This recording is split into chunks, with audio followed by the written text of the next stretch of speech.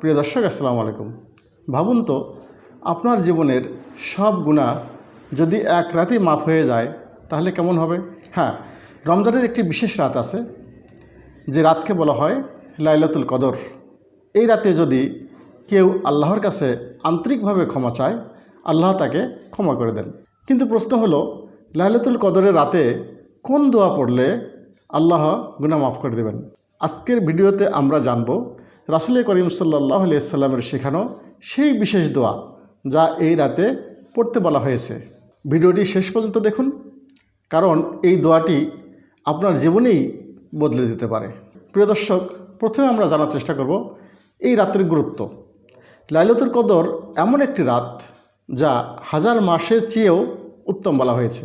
অর্থাৎ এই এক রাত ইবাদত করলে 83 বৎসরেরও বেশি সময় ইবাদত করার সওয়াব পাওয়া যায়।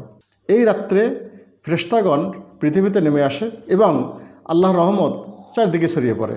রাসূল আকরাম সাল্লাল্লাহু আলাইহি ওয়াসাল্লাম বলেছেন, যে ব্যক্তি ঈমান ও সওয়াবের আশায় লাইলাতুল কদরের রাত্রে ইবাদত করে তার আগের সব গুনাহ মাফ করে দেওয়া হয়। তাই এই রাত ক্ষমা পাওয়ার সবচেয়ে সুবর্ণ সুযোগ। গুনাহ মাফের বিশেষ দোয়া। হাদিসে এসেছে, একদিন আয়েশা রাদিয়াল্লাহু তাআলা আনহা রাসূল আকরাম সাল্লাল্লাহু আলাইহি ওয়াসাল্লামকে জিজ্ঞাসা করলেন, হে আল্লাহ রাসূল, যদি আমি লাইলাতুল কদর পাই তাহলে কোন দোয়া পড়ব? উত্তরে হযরত রাসূল করিম সাল্লাল্লাহু আলাইহি ওয়াসাল্লাম যে দোয়াটি শিখিয়ে দিয়েছিলেন তা হচ্ছে, আল্লাহুম্মা ইন্নাকা আফুউন তুহিব্বুল আফওয়া ফাআফু আন্নি।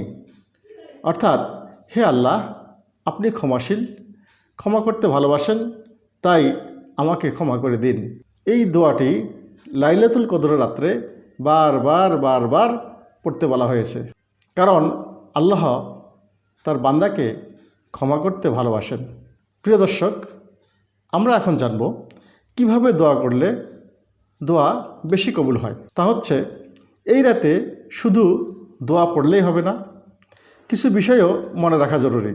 যেমন মন থেকে তওবা করা, গুনাহ মাফের জন্য সত্যিকারের অনুতপ্ত হওয়া, আল্লাহর ওপর পূর্ণ বিশ্বাস রাখা এবং চোখের পানি দিয়ে আল্লাহর নিকট ক্ষমা চাওয়া।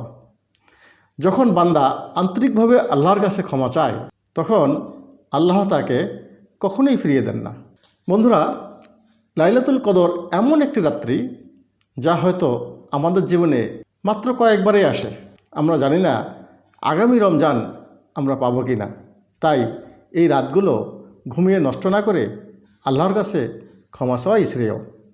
হয়তো এই রাতেই আল্লাহ আমাদের সব গুনাহ মাফ করে দিতে পারেন এবং আমাদের নতুন জীবন শুরু করারও সুযোগ দেবেন। প্রিয় দর্শক, ভিডিওটি ভালো লাগলে লাইক দিন এবং শেয়ার করুন। আর এরকম ইসলামিক ভিডিও পেতে চ্যানেলটি সাবস্ক্রাইব করে পাশে থাকুন। আল্লাহ আমাদের সবাইকে লাইলাতুল কদরের বরকত পাওয়ার তৌফিক দান করুন। আমিন।